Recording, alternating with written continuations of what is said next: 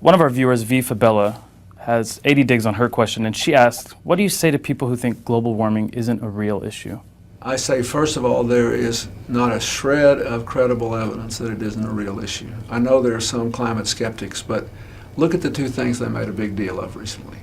First of all, someone committed a crime and stole emails from the University of East Anglia, and then with a lot of artful cutting and pasting made it look like the scientists that were part of the international panel's research on climate change really were skeptical that the world was continuing to warm at an unsustainable rate.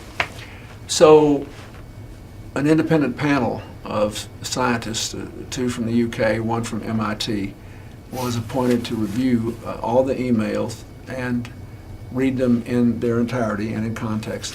They just issued their report a few days ago saying that there is nothing in those emails which calls into question climate change. The second thing that the climate change deniers seized on was a tiny part of a report by the International Panel on Climate Change in which they predicted the exact date of the melting of the Tibetan ice shelf. 2035, I think it was, or 2045. Anyway, the Tibetan ice shelf is very important in the world. It reflects a lot of heat back into the atmosphere and keeps the Earth cooler. Now, what no one disputes, and the climate change panel admitted that they had made an error, that they thought this was a product of scientific research and it was someone's estimate, so they admitted error here. But what no one has contested is that the Tibetan ice shelf is melting at twice the rate it was melting 40 years ago. Just a few days ago in the United States, we had a very disturbing report that one of our most important national parks may lose its animating mission. The Glacier National Park's glaciers are melting rapidly, and its trees are being destroyed by pine beetles that have never before been that far north in America. When we had such a cold, snowy February in the United States and in Washington, D.C. especially, one of the leaders of the fight against climate change legislation in the Senate said, this just proves the whole thing is a hoax. And I was actually interested to hear a Republican claiming that what goes on in Washington reflects the real world. Usually they deny that, but the truth is we had a cold February. We also had the warmest January on record. And while it was freezing on the east coast of America from New York even all the way to Florida, Vancouver was so warm right before the Olympics opened that there was worry that we couldn't do some of the outdoor sports. So it's important to remember that climate change is a more exact term than global warming. While the trends are plain, and 10 of the hottest years ever recorded have all occurred in the last 14 years.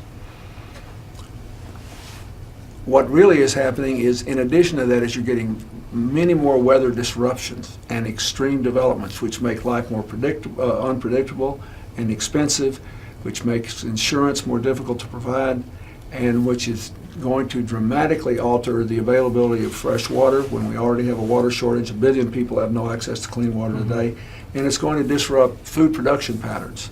So I say to the people who say it may not be a problem, there have been some 10,000 scientific reports now claiming that it is. Let's say 98% of the people who study this say it's a serious problem and 2% say it isn't. If you're raising children or you have grandchildren and you realize it requires change and change is difficult to deal with climate change, do you really want to risk your children and grandchildren's future on the bet that 2% are right and 98% are wrong? And the second thing I would say is the assumption that it will hurt the economy to deal with climate change is flat wrong. If we change the way we produce and consume energy, it will lead to an economic boom. Final piece of evidence. When Kyoto was signed, 170 countries signed and ratified it. We didn't ratify it. That was a big tragedy. China and India could not be induced to join. That was sad. But another thing that happened, which was really regrettable that no one talks about, is that the 44 wealthiest countries were all required to meet specific carbon reduction targets. And as of today, in 2010, only 4 are going to make it. Denmark, Sweden, the United Kingdom, and Germany. All of them have different political systems. They may be governed by right of center or left of center governments. They made it in different ways, But every single one of them before the financial meltdown was outperforming the United States because they changed their energy practices. They had more new businesses, they had more new jobs, they had less income inequality, and they had lower unemployment. Even today, Germany's unemployment rate's about half ours. And Deutsche Bank, not Greenpeace, Deutsche Bank did an independent study of Germany's heavy subsidies for solar. They became the #1 country in the world in the percentage of electricity generated from solar in a nation where the sun shines on average as much as it does in London, England. So they had to do heavy subsidies. Deutsche Bank says even if you discount, that is, if you account for the economic drag of the subsidies, they still netted 300,000 new jobs. Good new jobs because they did this. If you extrapolate to America with 4 times the population, that's a minimum of 1.2 million jobs. If you take account of the fact that our potential in solar is much, much greater than theirs, it's more like 2.5 or 3 million new jobs from solar alone if we adopted the German system.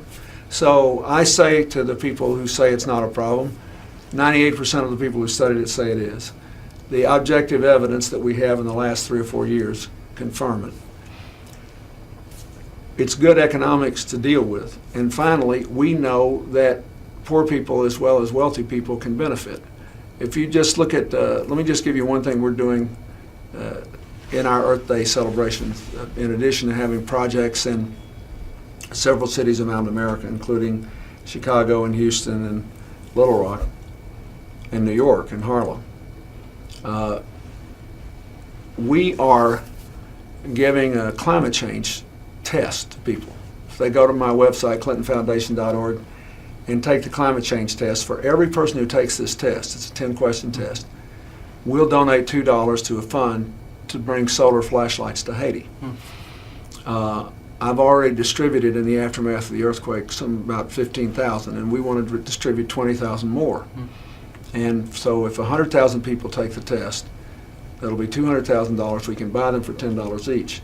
Now these flashlights are LED lights. They have 6 different settings, 3 diffused, 3 concentrated. People can meet and work at night, or the students can read at night for the first time. Before the earthquake, 85% of Haiti's homes had no electricity. These lights can be hung and used as lighting. They last for a year before you have to replace the batteries. You just put them outside and let the sun shine on them 4 hours a day. We can do that all over the world. Whole Indian villages are now powered by solar. The potential to help poor people. We can make the entire Caribbean energy independent with solar and wind. Not just Haiti, but all the Caribbean. So I don't think there's any question that this is an enormous economic opportunity, not a problem, and it is a problem. The evidence is clear.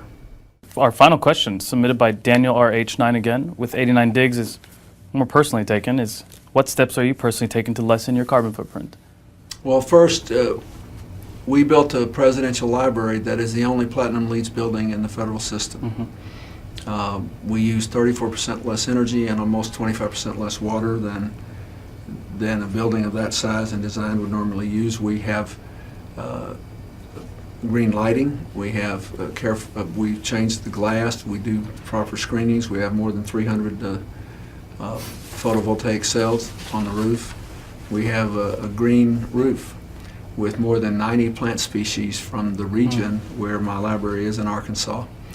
And we have green lighting in the parking lot, and we have bamboo floors underneath which there are 10 miles of tubing that carry hot and cold water depending on the season to cut the need for traditional energy.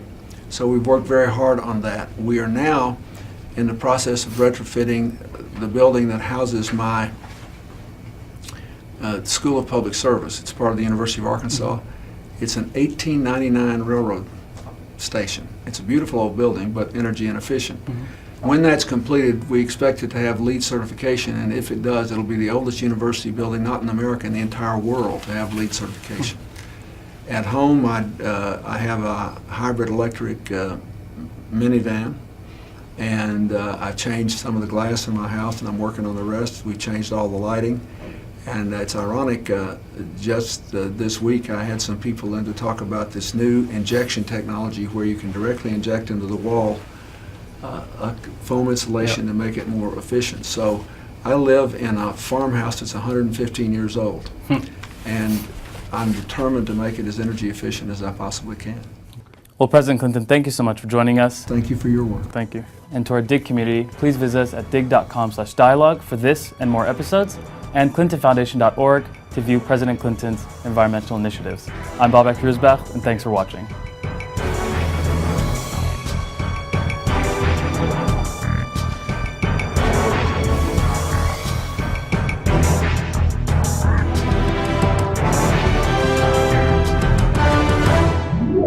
You